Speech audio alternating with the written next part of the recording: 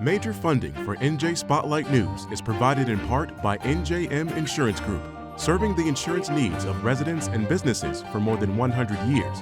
Horizon Blue Cross Blue Shield of New Jersey, an independent licensee of the Blue Cross and Blue Shield Association, and by the PSCG Foundation.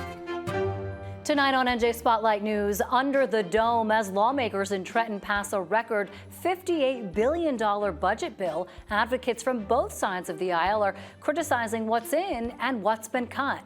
Plus, the budget calls for diverting millions in opioid settlement funds away from community groups to the hands of New Jersey's largest hospitals. AG Matt Plotkin slams the plan. These dollars are supposed to go to best practices to combat the opioid epidemic and nothing else. Also, chronic understaffing. A new report finds several nursing homes are lacking in patient care. And Crisis Nursery, a nonprofit in Monmouth County, is providing free childcare for any family in need. I mean, it takes strength to ask for help. And these are their children, their most prized possession, and that they would give us the honor of taking care of their children. To me, that just says that they would need us. NJ Spotlight News begins right now.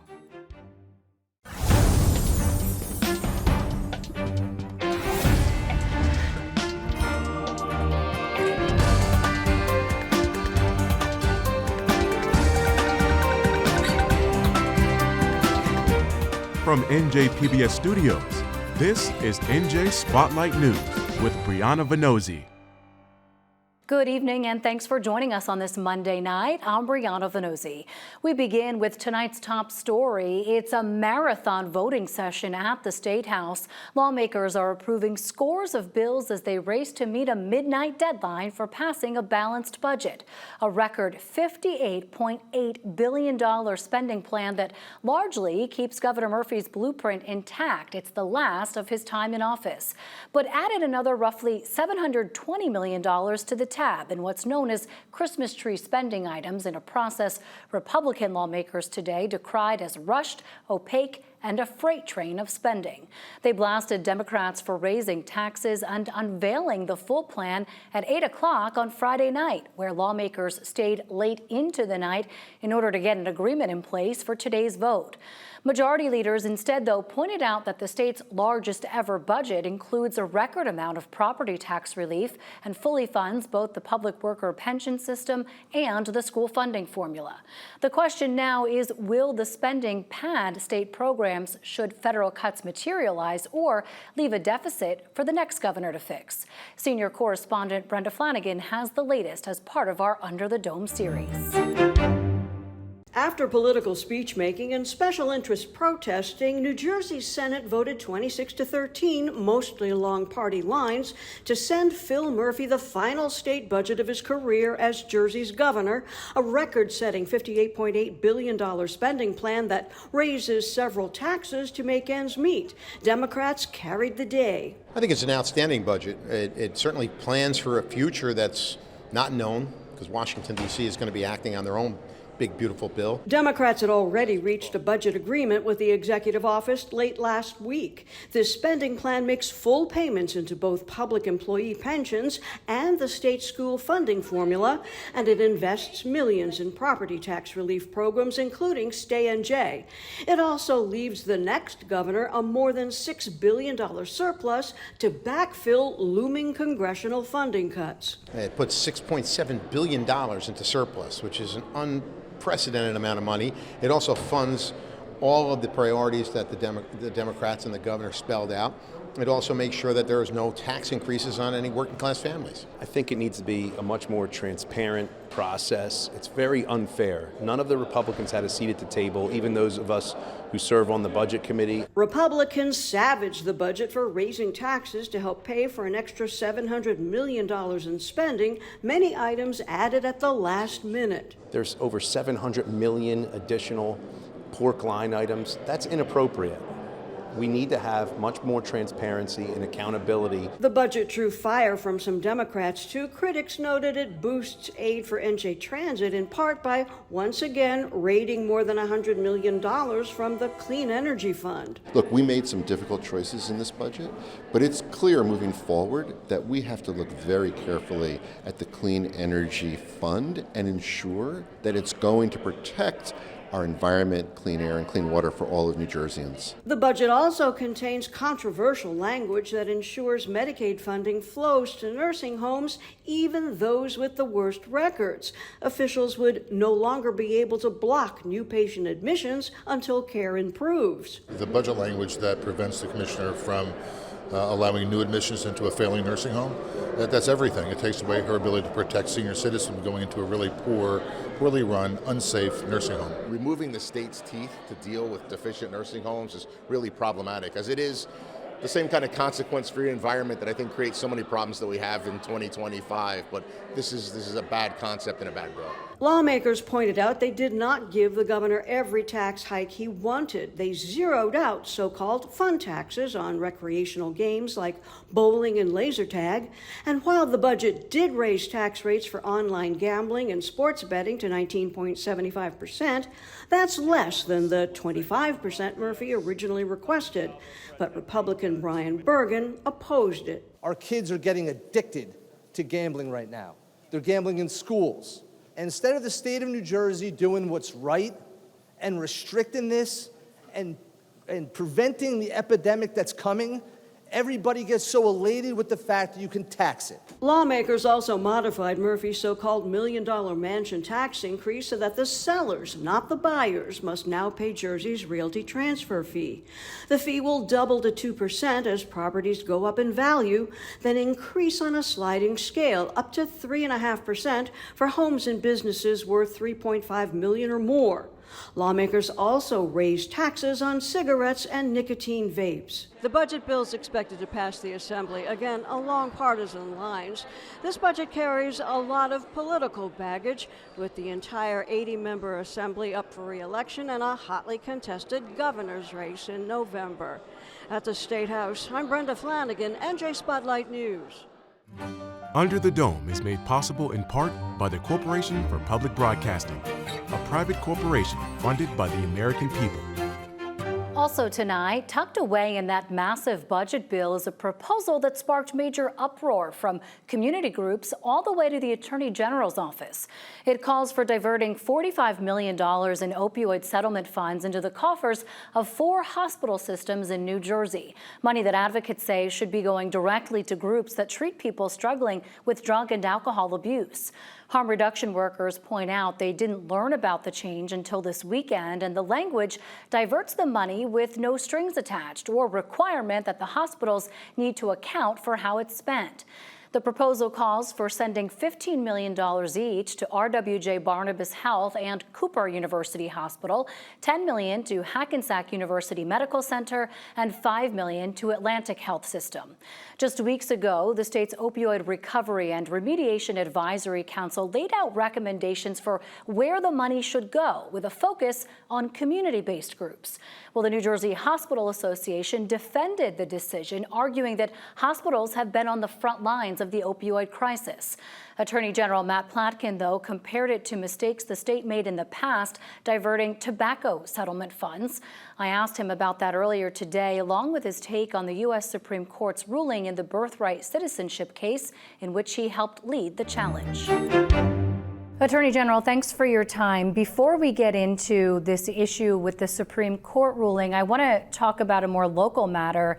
The budget, as it's being proposed, calls for diverting some of this opioid settlement money. Your reaction to that, because your office oversaw a report from the Recovery Advisory Panel that basically said this money should be in the hands of folks who are on the streets doing this work. Yeah, look, as a general matter, I typically defer to the legislative process and the budget. But when it comes to these dollars, which my office for years fought against companies that profited off of the opioid epidemic and brought back hundreds and hundreds of millions of dollars, that by the terms of the settlement and by the terms of a law passed by the legislature and signed by the governor are supposed to go to evidence-based solutions to the epidemic.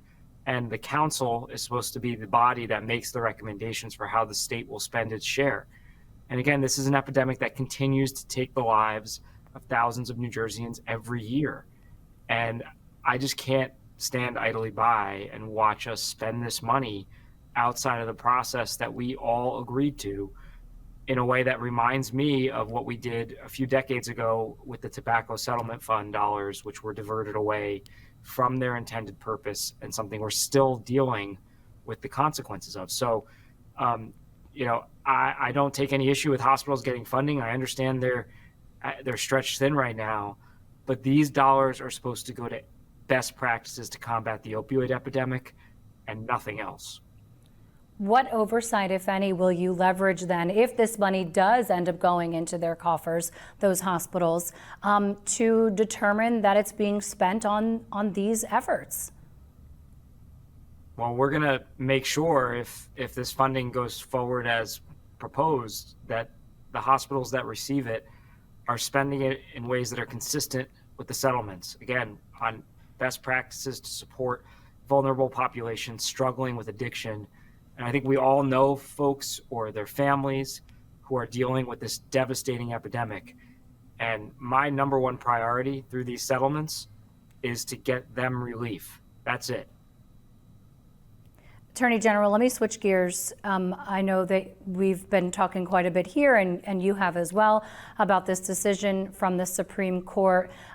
You have said publicly that you feel confident that the lawsuit that you brought, along with other attorneys general, will be successful in getting a nationwide injunction on the birthright citizenship issue. Why are you so confident to that end? Well, I think it's important to note what the Supreme Court did not do last Friday. It did not opine on the merits of birthright citizenship, again, because the merits of this debate are very clear. They were settled 157 years ago after the Civil War, when we said as a nation, never again will we debate whether babies born on U.S. soil are in fact citizens. And the second thing they didn't do is they didn't say states can't get nationwide relief.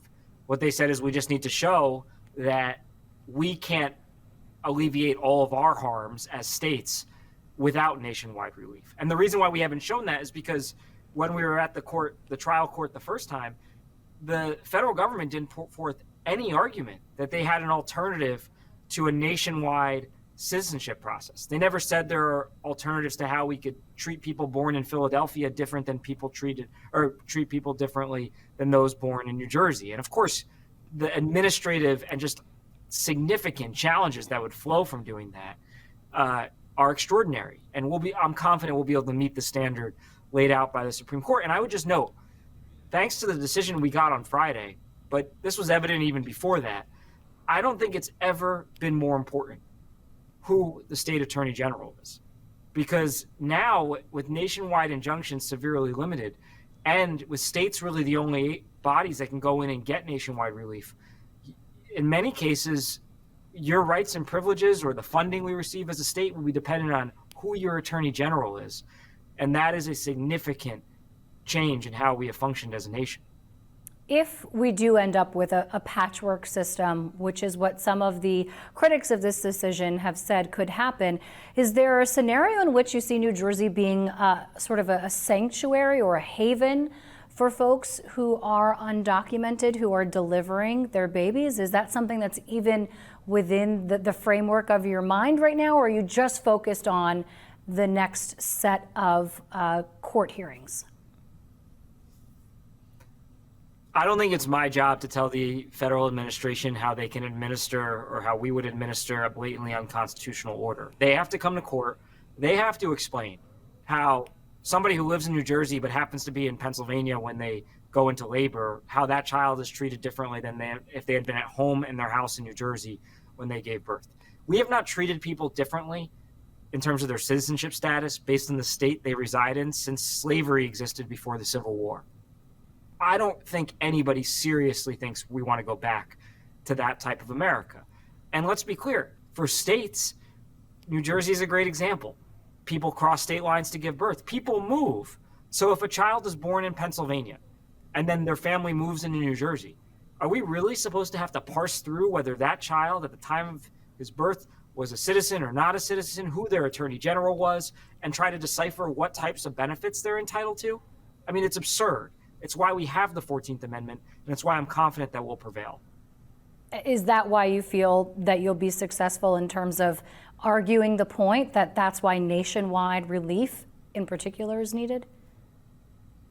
I mean, you may have seen the interview Attorney General Pam Bondi did last week when she was asked this exact question: how will you administer a system of citizenship by states? And it was just deer in the headlights. It's like they didn't even think when they issued this unconstitutional order on day one how they would possibly administer it. And so there is no good answer for how we would do this. And we haven't done anything. Attorney General, if I can jump in on that, if that was part of the strategy, that maybe this administration never actually intended on seeing an end to birthright citizenship, but a really smart legal maneuver to get rid of these nationwide injunctions, which you know and I know administrations on both sides of the aisle have taken issue with. And look, I share concern about nationwide injunctions generally. We've always said they should be limited. Even in our argument where Solicitor General Jeremy Feigenbaum argued at the United States Supreme Court, we said these are reserved for limited circumstances. But one is clearly when we're talking about the interpretation of an amendment that provides citizenship to babies born on U.S. soil, impossible to administer differently in different states. And so, again, I'm confident. In fact, nobody seriously thinks we're wrong on the merits. And I'm confident that the reason why the Supreme Court left the door open and froze everything for 30 more days so that we could go to court and make our arguments, I'm confident we'll get the relief we're seeking. And ultimately, I'm confident that we will prevail on the merits in this case. Attorney General Matt Platkin, thanks for your time. We appreciate it. Thanks for having me. And 3 New Jersey nursing homes are being ordered to repay more than $2 million in Medicaid funds after an investigation from the state comptroller's office revealed the facilities were chronically understaffed.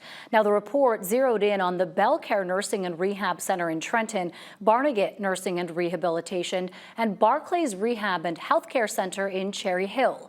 82 patients at the nursing home in Trenton were found to have gone through 3 full shifts without a single staff member on duty. The comptroller's office says it observed the homes for a full month, and each of the nursing homes failed to meet the legal staffing requirements every day. State law requires 1 certified nurse's aide to every 8 residents during the day shift, 1 direct care staff member to every 10 residents in the evening, and 1 to every 14 residents at night. Long-term care officials have brought legal challenges to that rule, arguing it's just too onerous. The comptroller's office is planning to withhold 10% of all future Medicaid reimbursements to the nursing homes until the penalties are paid. And as Brenda Flanagan mentioned, the ability to do that could change under proposals in the new state budget. Support for the medical report is provided by Horizon Blue Cross Blue Shield of New Jersey, an independent licensee of the Blue Cross Blue Shield Association. Well, every day across the state, parents face emergencies, a medical crisis, no child care while at work, a single parent dealing with trauma. When the stress hits, that's when Pinwheel Place steps in. It's the state's first and only crisis nursery, offering trauma-informed care 365 days a year to any child age 6 and under. No questions asked, completely free. As Raven Santana reports, Pinwheel is more than a nursery. It's a refuge, providing care, wraparound services, and a whole lot of love. I mean, it takes strength to ask for help. And these are their children, their most prized possession, and that they would give us the honor of taking care of their children. To me, that just says that they would need us. Founded by mother-daughter team Lynn Hawkins and Quaddy Simmons, Pinwheel Place is the only crisis nursery in the state that's designed to feel like a home, but once inside, families are offered free trauma-informed emergency child care for children from birth to age 6, 24/7 confidentially and without judgment. So we provide a lot of emergency childcare for moms who are domestic abuse victims and starting their lives over and need a safe place to leave their child while they're going on job interviews or even going to court to get restraining orders. You don't want to bring your kids to court with you when you're trying to get a restraining order. We have a family that one of the parents has cancer and is getting an aggressive treatment, and the other parent still needs to work, and they need a place to keep their kids while the one parent is going to work. We've had families who have gone into the hospital, single parents who've gone into the hospital and had nobody to watch their kids while they were in the hospital. So we're bridging that gap, filling those spaces where traditional childcare doesn't fill. Though funded in 2019 and funded out of their own pockets, Pinwheel Place moved into a permanent home in 2023. We got a tour of the new Monmouth County location, which includes age-specific rooms, an outdoor play area, private conference space for parents, and storage for diaper and baby supply distribution. But their work goes beyond the nursery. Pinwheel Place also provides diaper deliveries, infant essentials, and welcome baskets for new parents, all part of a wraparound approach to family support. I feel it's important too for the families to have that dignity. When they walk in, you want the house to be welcoming and nice, and that's something that they don't have to worry about. Like, they can go take care of all the other stresses that they have going on in their lives, which bring them here. But they know that their children are in a warm and fun place. So how do you keep something like Pinwheel Place going? It's a struggle. Again, not many people know that we're here, so that also applies to funders and grant makers. So we're always looking for people to support us in that way. Just like any house, you have to pay the bills, the electric, the water, the food for the kids, even like arts and craft supplies to keep the kids busy. They have done an incredible job with creativity and know-how to make this happen on almost nothing. So now it's up to me and my board to help bring more funds to help them, amplify their incredible mission. That's where Carol Delia, the newly appointed chairperson of the board, comes in with a mission to raise awareness and resources. Delia emphasizes that Pinwheel Place is more than childcare. It's part of a larger effort to prevent child abuse before it begins. We consider ourselves the first line of defense for child abuse prevention because we get the enormous struggles that these families are dealing with to try to just survive and stay above the line. I mean, so many families are literally just paying for childcare, barely by working, and there's nothing left afterwards. I mean, the struggle is so profound. Now we are licensed as a family child care center with a maximum capacity of 5 children at a time. And so, we see being able to hopefully expand once we, solidify this wonderful space. Both Delia and Hawkins agree community support is essential. From child care volunteers to diaper sponsors, every contribution helps keep this lifeline going. For NJ Spotlight News, I'm Raven Santana. And finally, if you're a New Jersey Transit rider, prepare to pay more starting tomorrow. Fares are increasing July 1st to help pay for the agency's more than $3 billion operating budget. Tickets will go up 3%. So, for example, bus fares will increase from $1.80 to $1.85 for a one-zone adult trip. A one-way rail ticket from New York to Princeton Junction, for example, will bump up 50 cents from $18.40 to just shy of $19. Light rail fare increases will vary by line. The increase is the first of what could be a permanent annual 3% hike and comes a year after prices went up 15%. That was the first time, though, in a decade. The Tri-State Transportation Campaign is calling on riders and advocates to push back against the fare hike, asking them to write and call their state lawmakers before the New Jersey Transit Board of Directors meets in the next 3 weeks. That's going to do it for us tonight. But a reminder, you can download our podcast wherever you listen and watch us anytime by subscribing to the NJ Spotlight News YouTube channel. Plus, you can follow us on Instagram and Blue Sky to stay up to date on all the state's big headlines. I'm Brianna Venozzi. For the entire team at NJ Spotlight News, thanks for being with us. Have a great night. We'll see you right back here tomorrow. New Jersey Education Association, making public schools great for every child. RWJ Barnabas Health. Let's be healthy together. New Jersey Realtors, the voice of real estate in New Jersey. More information is online at njrealtor.com. And Orsted, committed to delivering clean, reliable, American-made energy.